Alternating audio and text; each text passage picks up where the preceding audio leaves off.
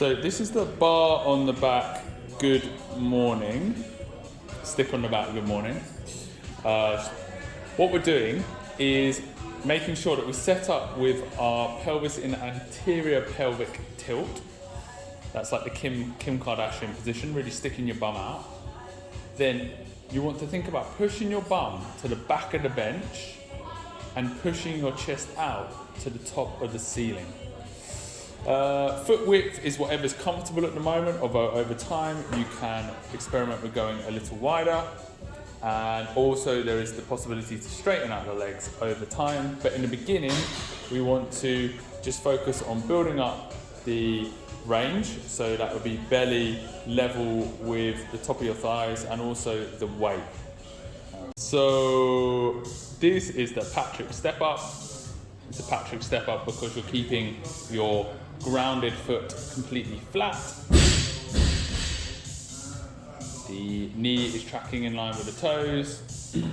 The tempo is 3 seconds down, 2 second hold with your heel lightly touching the floor, and then back up to hover.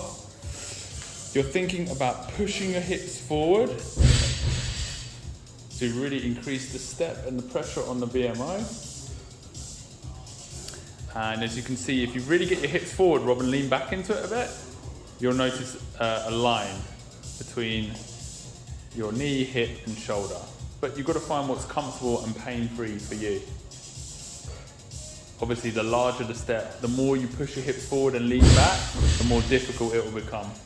But make sure your grounded foot stays on the floor, heel on the floor. This is the ATG calf raise. And when you're doing this, I want you to make sure you keep your head as close to the wall as possible. The more you bend your legs and get your knees over your toes, the more you bend your legs, Rob, really bend them, yeah.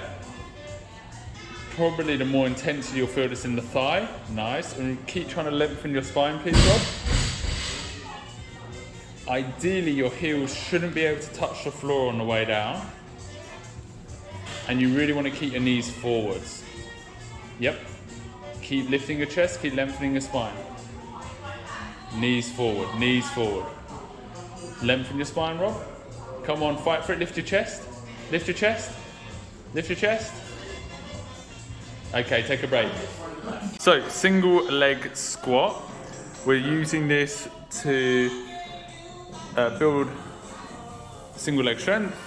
And the tempo is 3 seconds down, 2 seconds hover off a bench.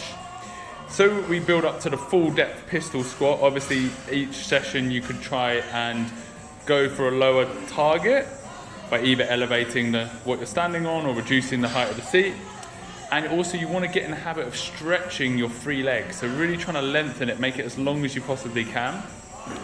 And reaching forward is also a nice cue.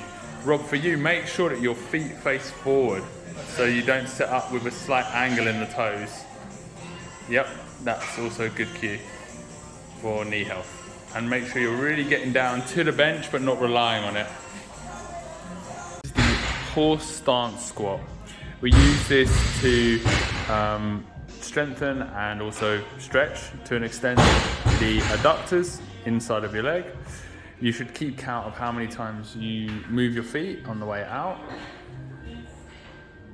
And you need to look in the mirror, Rob, when you do this, if you've got access to one, to check that your shoulders are nice and balanced. From the side, you will see that you're leaning forward a bit, which is absolutely fine. You just got to find whatever's comfortable for your hips, your back. And when you get to the bottom of the rep, Rob, just remember the tempo is 3 seconds down, 3 second hold, because we want to condition the adductors, the inside of your leg, groin muscles in this low position. So, key thing here on the elephant walk is get your abs on your thighs. That's the most important thing. Bring abs to thighs, because it doesn't matter how straight your legs are. You just want to make sure that you get that nice connection. And then relax your head, Rob. Relax your head. And it doesn't matter how straight you put your Just stay there, Rob. I'm just gonna switch the light off a sec 'cause it's making the camera flicker. It doesn't matter how straight you get your legs. The key thing is just feeling that stretch through the back of the legs.